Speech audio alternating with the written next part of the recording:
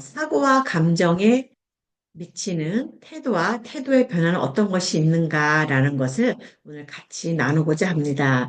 우리 사회 심리학은 처음부터 말씀드렸지만 사실 우리 일상에서 늘 우리가 접했던 부분들이 엄청 많습니다. 그거를 갖다가 이렇게 사회 심리학이라는 연구원들 학자들이 책으로 내서 저희가 알던 부분이지만은 어떤 문서상으로 글로써 이렇게 배워가고 알아간다는 거가 이 책에서 사회심리학에서 보여지는 것 같습니다. 그래서 우리 선생님들이 평소에 전혀 몰랐던 부분은 사실 아니에요.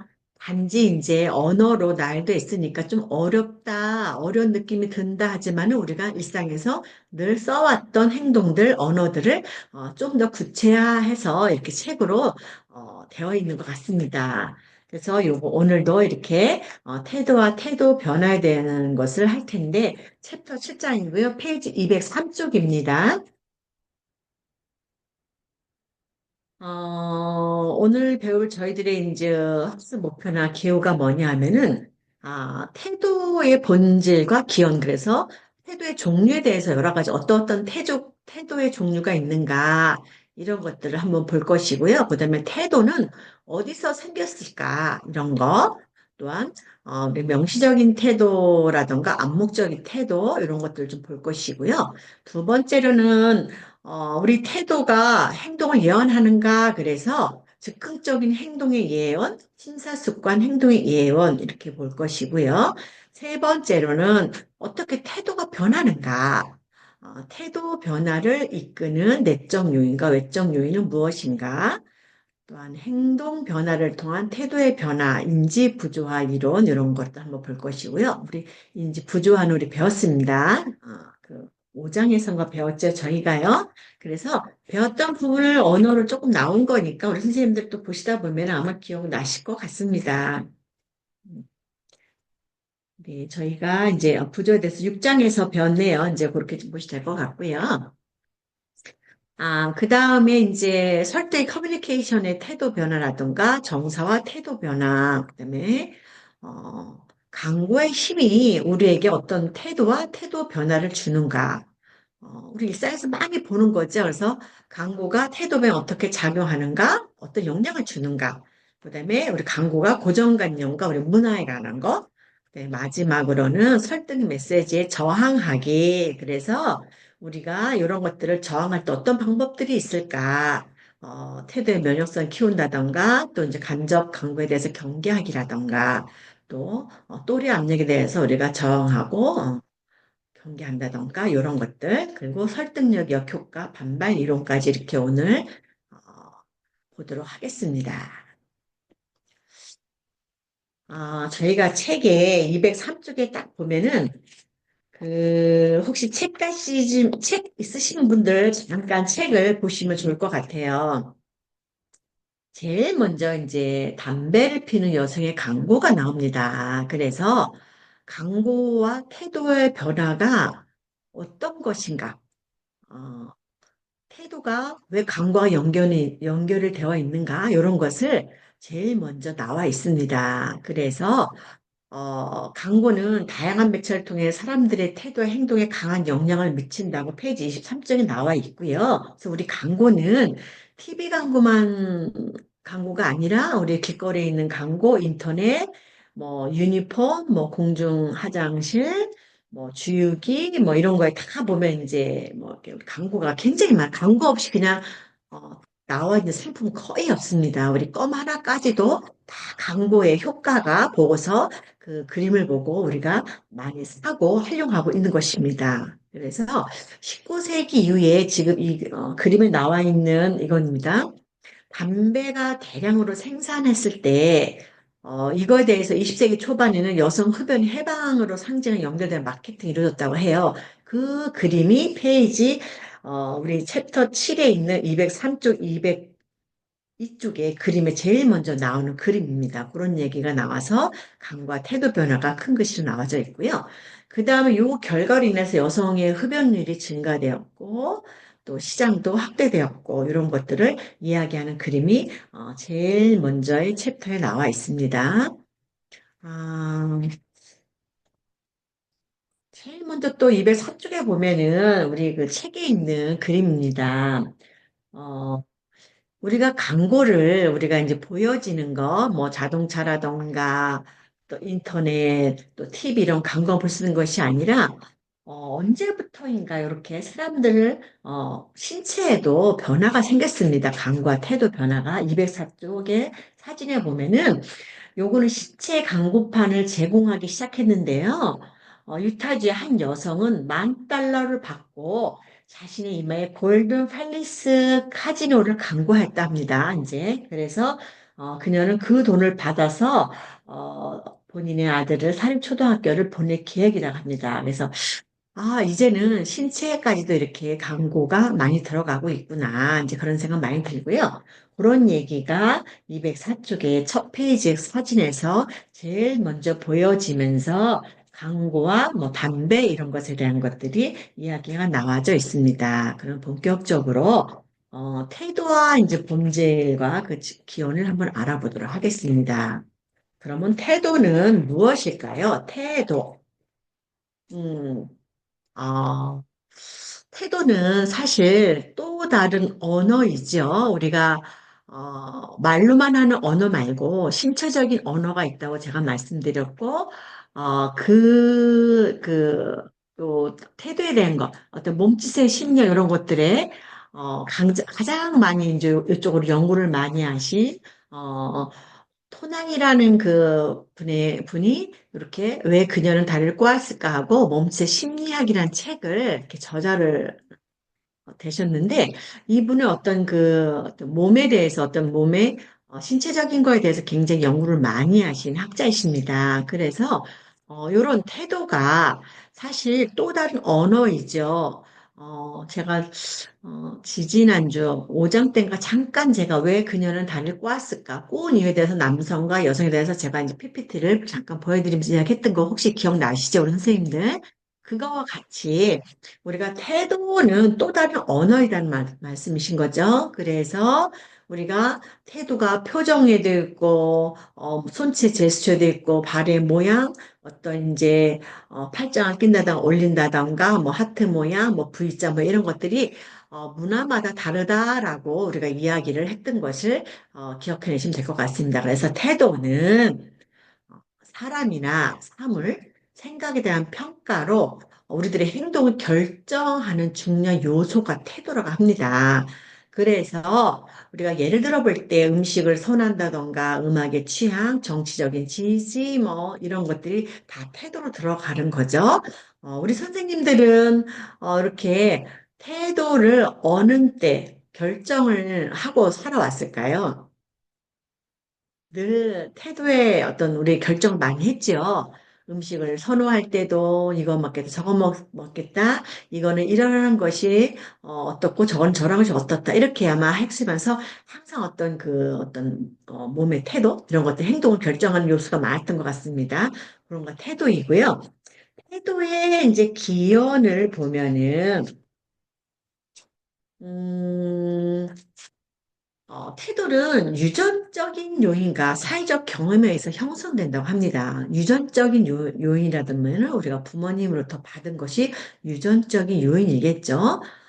그리고 사회적 경험은 내가 태어남과 동시에 삶을 살아가는 동안에 내가 많은 사회적으로 경험됐던 것들에서 나의 태도가 결정 지어진다라고 이야기하고 있습니다. 그래서 한 연구에 따르면은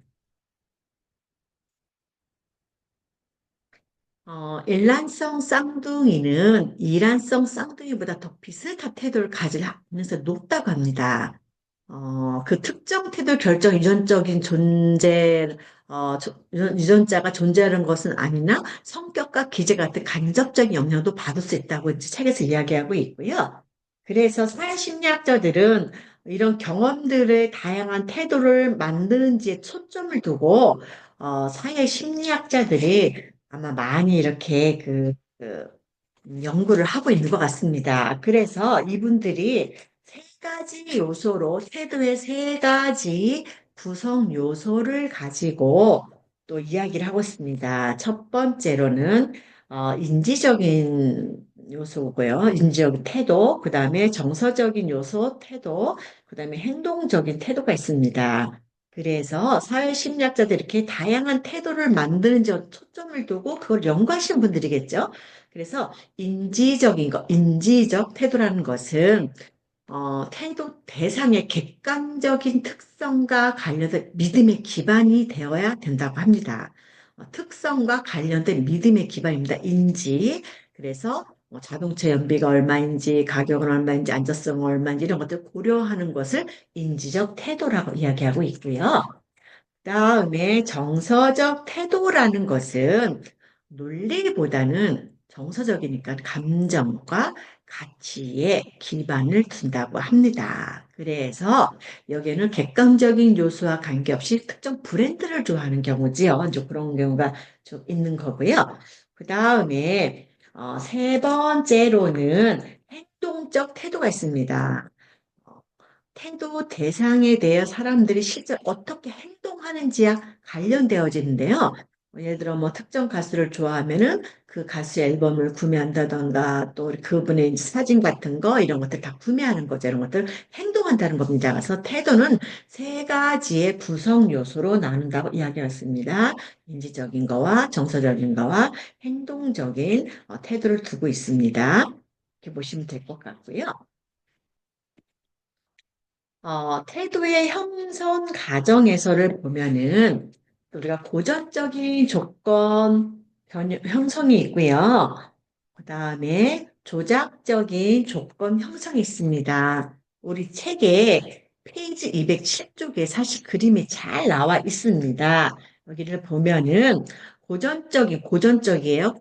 고전적 조건 형성에는 정서적인 반응을 이렇게 유발할 때 자극과 또 중립적 자극이 반복적으로 연합되면서 형성될 때를 고전적 조건 형성이라고 얘기합니다.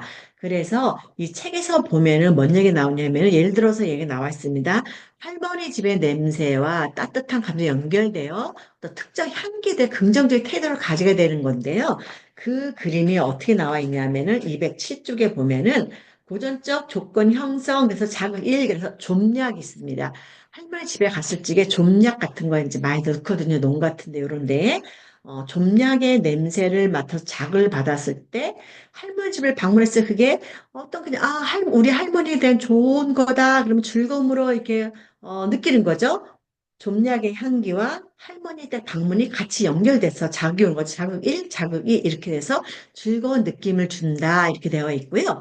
그 반면에 조작적이에요. 조작적이라는 것은 뭐냐 하면은 어, 행동의 보상이나 처벌을 받으면서 태도가 형성된대요. 어떤 행동을 했을 경우에 보상을 해주거나 아니면 처벌을 받으면서 태도가 형성되는데 이거는 우리가 이제 부모의 특정 행동에서 우리가 아이들을 칭찬할 때 아이는 그 행동을 반복하면서 그 태도를 내면화시킨다고 하지요. 그래서 그것이 어릴 적에 우리가 뭐 3살 버릇이 어딘간다라는 속담이 있는데 그 시기까지가 가장 어떤 부모님의 행동과 언어와 사고가 아이들에게 스펀지같이 쫙쫙 빨아들여서 아이가 그때 많은 언어와 행동들이 이루어집니다. 그래서 그 시기에 할머니하고 산 아이들 같은 경우에는 쓰는 용어들 있죠. 사투리 비슷한 거. 이런 것들을 많이 씁니다. 예를 들어서 우리는 뭐 강아지, 근데 어르신들 개아지 이렇게 얘기하더라고요. 그럼 그 아이는 그 문화에 따라서 그 도시에서 쓰는 개아지라는 것은 강아지라는 뜻인데 커서까지가 초등학교 가서도 강아지를 갖다 개아지라고 쓰는 경우가 많다는 거죠. 제가 예전에 이제 그 유치원에 근무한 적이 있었습니다. 이제 결혼 막 해서.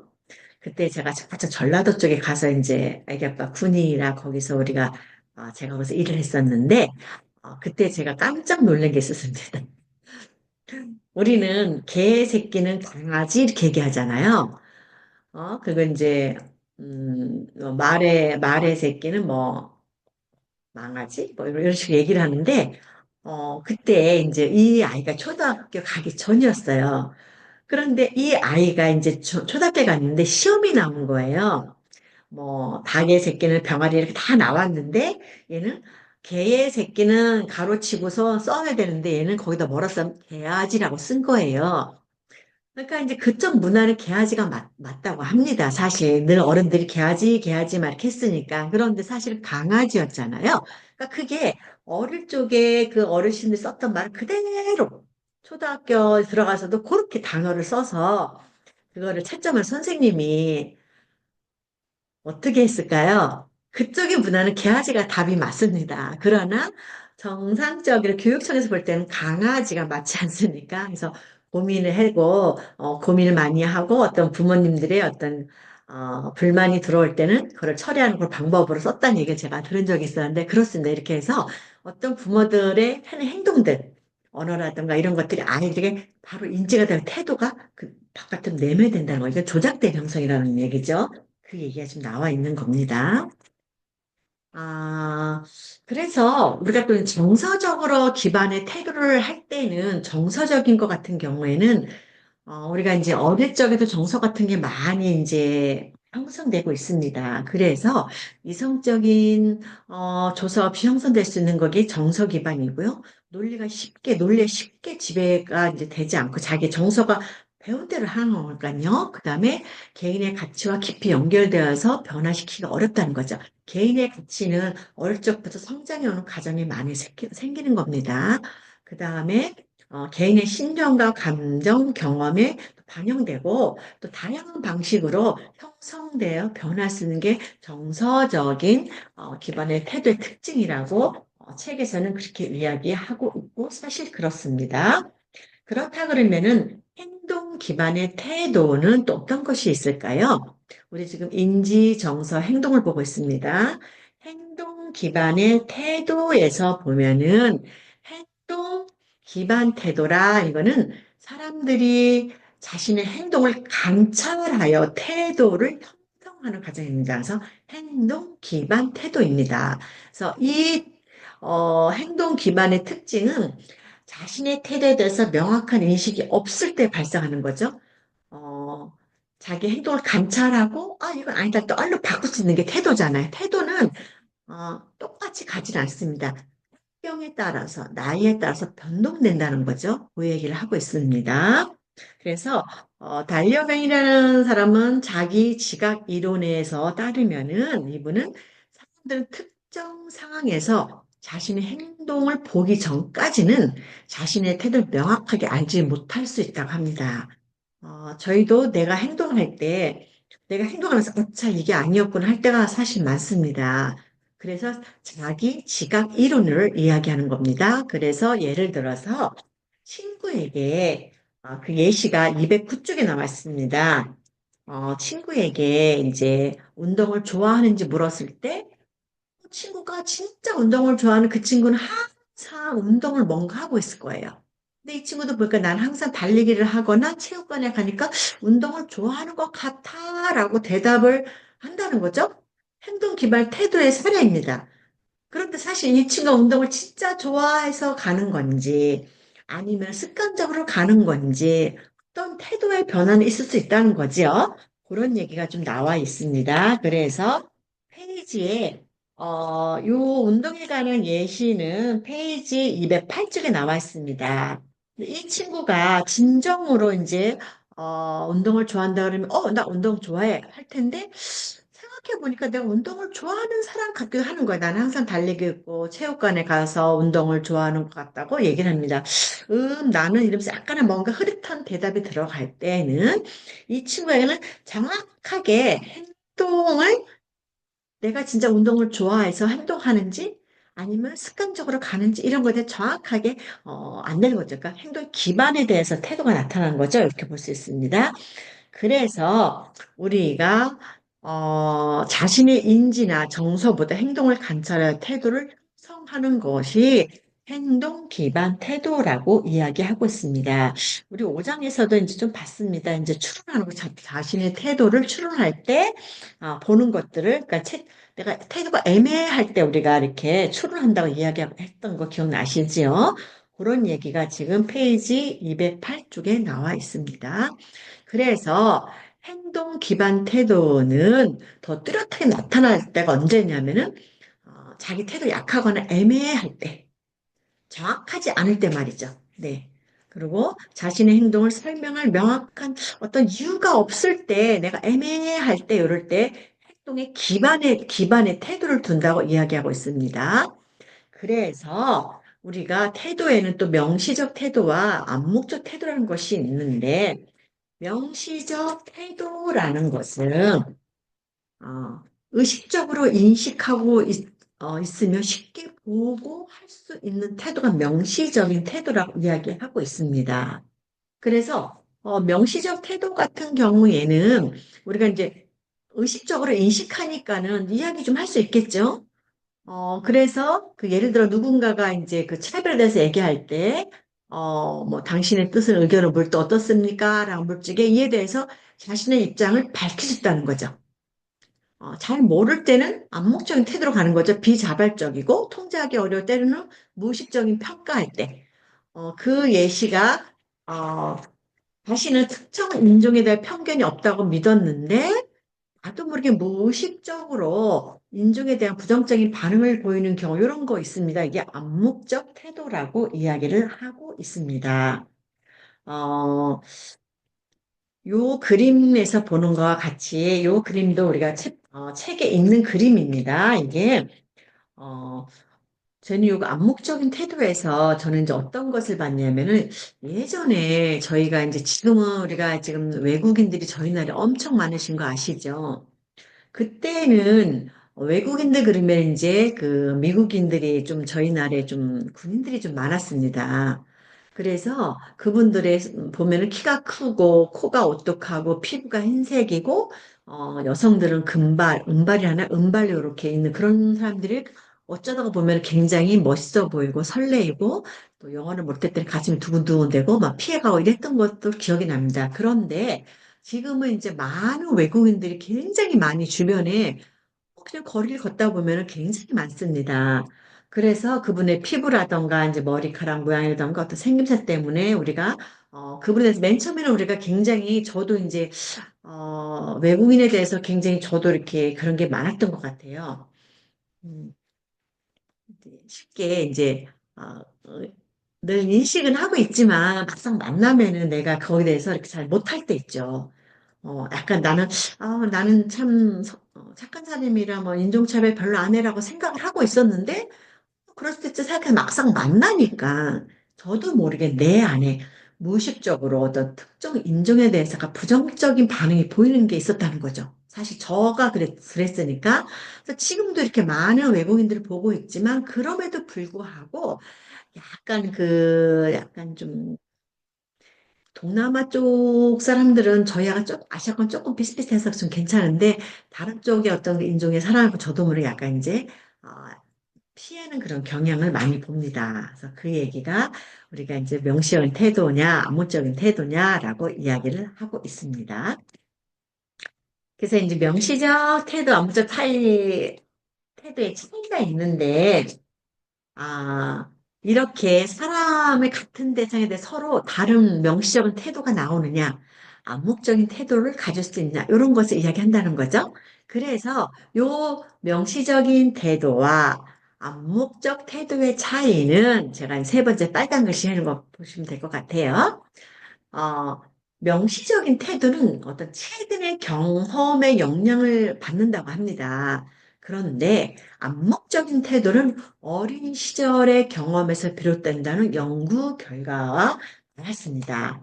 그래서 암묵적인 태도, 어떤 무의식적인 태도이겠죠. 그동안 내가 이제 배워왔던 거, 보아왔던 거, 이런 것들. 그러나 아니 명시적인 태도는 어떤 최근의 경험에 의한 거. 제가 외국인 만날 때 그분이 한국어를 잘하고 정말 잘생기고 좋은 경험 했다 그러면 저는 그렇게 생긴 외국인 만나면 굉장히 반가워할 것 같아요. 그런데 그 반면에 내가 어릴 적에 우리가 이제 미국인을 볼 때, 또 군인을 볼 때, 굉장히 키도 크고, 코가 똑하고 그러면서 약간 뭐랄까 멋은 있었지만 약간 두려움이 있었던 것 같아요. 못 보던 사람, 주변에서 보지 못했던 분들의 얼굴을 보니까 저도 거기에 대해서 굉장히 두려움이 많았었거든요. 그런 어릴 적, 그런 시절의 경험들이 암묵적인 태도에서 많은 연구 관련이 되어 있다. 그런 것의 결과를 관련을 가지고 있다라고 연구원들은 그렇게 말하고 있습니다.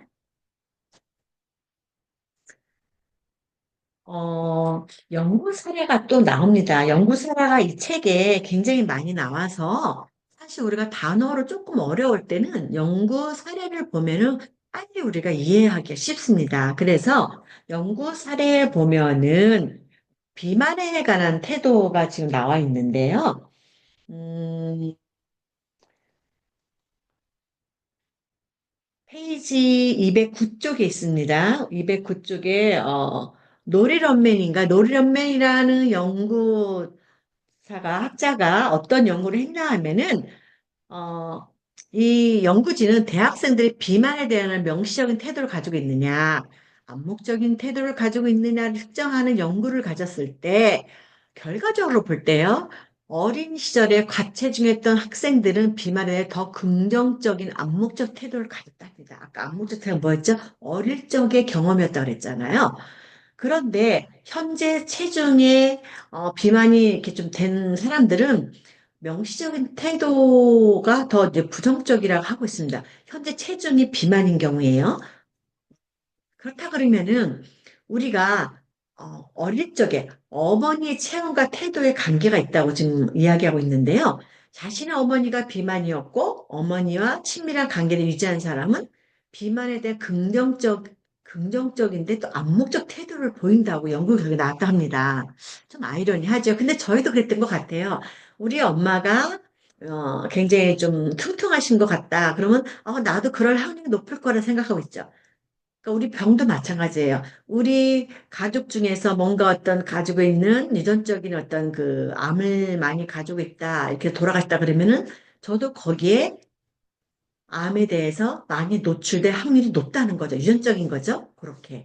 그런데 그게, 그러니까 나는 내가 병원 가서 진단을 자주 받아야 되고, 뭔 일 있으면 빨리 치료해야 되고, 그런 모습이 보입니다. 저 같은 경우도 저희 어머니가 이제 위암 그쪽으로 해서 이제 폐암으로 돌아가시기 때문에 위암에 대해서 1년에 꼭 제가 위암 검사를 받습니다. 그게 이제 어떻게 보면 긍정적인 거죠. 내가 엄마의 어떤 우리 부모님에 대해서 안 좋은 암을 제가 이제 유전을 받았으니까 저는 거기에 대해서 굉장히 긍정적으로 이렇게 하고 있지만 밑에 암묵적 태도를 볼 때는 어때요?